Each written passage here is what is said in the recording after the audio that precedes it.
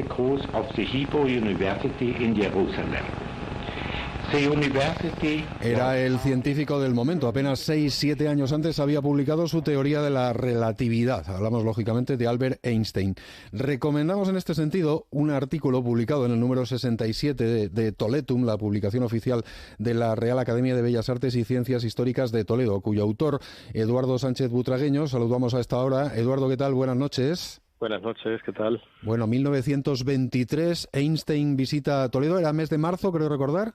El 6 de marzo, correcto, el 6 de marzo de 1923, martes. Bueno, 6 de marzo y acompañado, por cierto, de un séquito muy notable. Pues sí, la verdad es que estaba en compañía, en muy buena compañía, personas que tenían la misión de hacerle comprender a la perfección lo que era Toledo y lo que era España. Entre ellos destacaban básicamente tres personas, diría.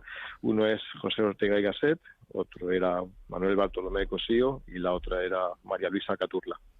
Todo esto rodeado, por cierto, de una pretendida, luego fallida, digamos, discreción sobre la visita, porque él ya había girado o iba a girar por Madrid, Barcelona y Zaragoza y quería que lo de Toledo fuese algo más íntimo, ¿no? Efectivamente, él estaba en España durante unos días, estuvo 20 días en Barcelona, en Zaragoza, en Madrid y en Toledo, y aunque tenía previsto estar en Toledo desde antes de llegar a España, lo que no esperaba era tener tantísimo seguimiento mediático. Y por eso, pese a estar más o menos anunciado la presencia de Toledo el día 6, la presencia de Einstein en Toledo el día 6 de marzo, pues a última hora como que intentaron engañar a la prensa, decir que iba a llegar unos días después, todo con la intención de que no tuviera muchos periodistas detrás y que él pudiera disfrutar de esa visita pues de la manera más tranquila, ¿no? Y bueno, intentaron jugar al despiste sin demasiado éxito, porque hubo algún periodista que se enteró, ¿no?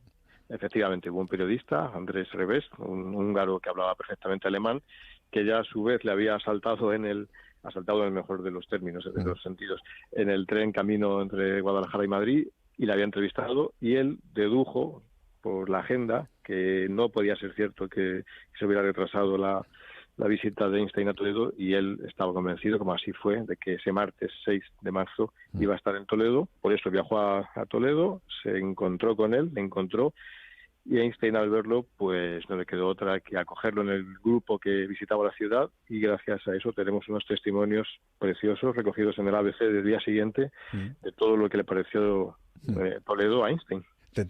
Ahora te preguntaré por eso, pero antes te alabo la tarea investigadora porque has podido hasta comprobar qué día salió en Toledo, me refiero a la meteorología, y que además martes, dime si me equivoco, era día de mercadillo en Zocodover. Correcto, era día de mercadillo, como sucede desde el siglo XV en Toledo, y eso le encantó a Einstein, el ambiente, los puestos, la multitud, la muchedumbre, en la plaza de Zocodover, llena de gente vendiendo, pues con el trueque, con los productos típicos de por aquel entonces, y con eso, con esa impresión, pues se escribieron algunas de las mejores líneas de ese artículo describiendo su visita, porque le encantó realmente el martes a Einstein. Claro. ¿Qué visitó? Porque por lo que leo en tu artículo, la jornada dio bastante de sí, matutina, gastronómicamente y vespertinamente. Pues sí, la verdad es que se podría hacer toda una ruta einsteiniana en Toledo. Llegaron al puente de Alcántara, subieron hacia arriba y se encontraron con el Hospital de Santa Cruz, pasaron a la Posada de la Sangre, luego fueron al Martes en Zocodover, se dirigieron luego a la Mezquita del Cristo de la Luz, más adelante fueron a la Catedral, después de la Catedral se encaminaron a la Iglesia de Santo Tomé y de ahí fueron a la Judería, donde vieron el Museo del Greco, la Sinagoga del Tránsito y la Sinagoga de Santa María Blanca, monumentos que a él le atraían mucho porque hay que recordar que Einstein era judío y sionista. Hitos especiales, la admiración de la obra del Greco y esas dos sinagogas, ¿no? Efectivamente, en la descripción que he podido localizar de sus impresiones, yo destacaría la impresión que se podría denominar pues el famoso hoy en día síndrome de Stendhal que él sufrió al ver el entierro del señor de Orgaz. Fue casi un éxtasis el que sufrió, un encuentro místico con esta pintura, que yo creo que es algo precioso, ¿no? Poder saber que en Toledo tenemos un tesoro, ya lo sabíamos, ¿no? Pero ahora más, un tesoro capaz de emocionar hasta límites insospechados a una persona como Albert Einstein. Uh-huh. Él venía, no lo hemos comentado, no sé si lo has dicho, en el séquito, acompañado también por familiares, ¿verdad?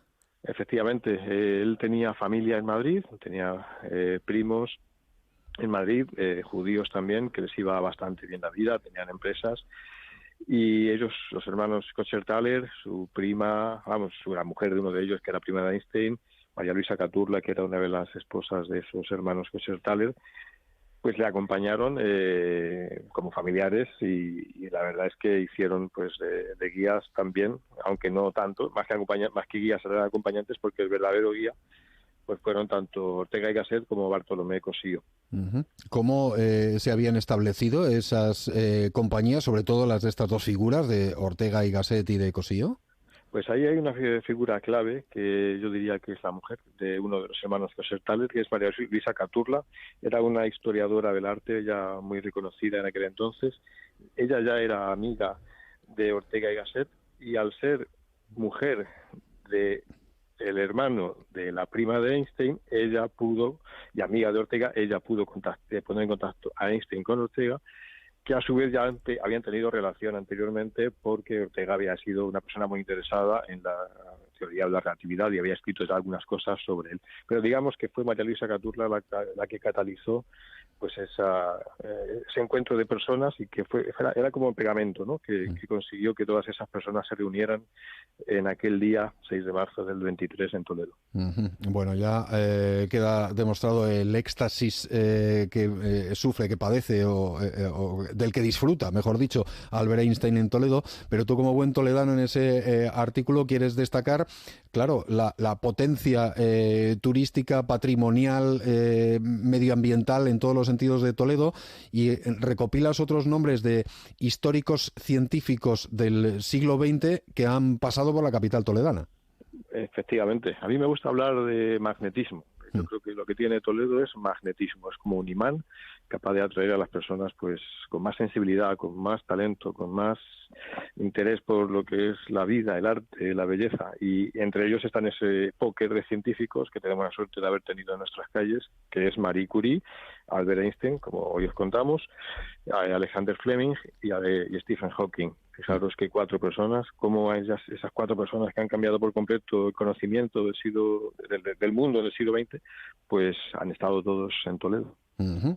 Bueno, auténticamente maravilloso. Ahora recuerdo dónde lo pueden consultar los oyentes. No quiero dejar de preguntarte, porque hace, no sé, un mes y medio que hablábamos, pasada la Dana, por cierto, y mañana se anuncian lluvias importantes. Y tú en esto tienes opinión y un criterio más que respetable por puro conocimiento. ¿Tenemos que agarrarnos los machos? Bueno, en principio, a ver, no quiero jugar a ser adivino, pero en principio las circunstancias son distintas, porque aunque están previstas bastantes cantidades de precipitación, lo que viene es una borrasca, que es muy distinta de una dana, con lo cual el carácter de las precipitaciones en principio va a ser menos explosivo, es decir, puede que haber un acumulado importante a lo largo del día, pero no de golpe. Es probable que esté muchas horas lloviendo, pero no como en una dana, que suele ser que se acumula mucha cantidad en muy poco tiempo, que eso es el gran peligro de las danas. Así que, bueno, me puedo equivocar, pero creo que no será una situación similar, afortunadamente. En todo caso, dificulto la pregunta. ¿Deduces que algo se ha podido arreglar en mes y pico para que en el caso de que haya una avenida de agua importante no tengamos circunstancias parecidas? Bueno, es poco tiempo y habrá que ver en concreto cada caso, pues las cantidades que finalmente se recogen mañana. Pero bueno, yo siempre invito a la precaución en cualquier caso. Mañana es un día de esos y a estar atentos a los avisos que puedan salir por parte de la EMET, y con eso pues creo que todo debería salir bien. Bueno, estábamos en 1923, te voy a despedir, si te parece, con la que era la música de moda en aquel año en prácticamente todo el mundo.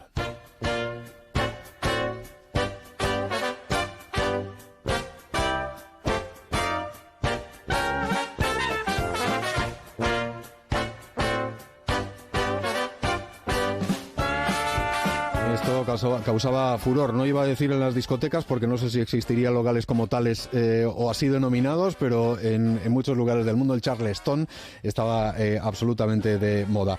Einstein en Toledo en 1923. El que lo quiera ver, en el número 67 de Toletum, la publicación oficial de la Real Academia de Bellas Artes y Ciencias Históricas de Toledo, con la firma y la investigación de Eduardo Sánchez Butragueño.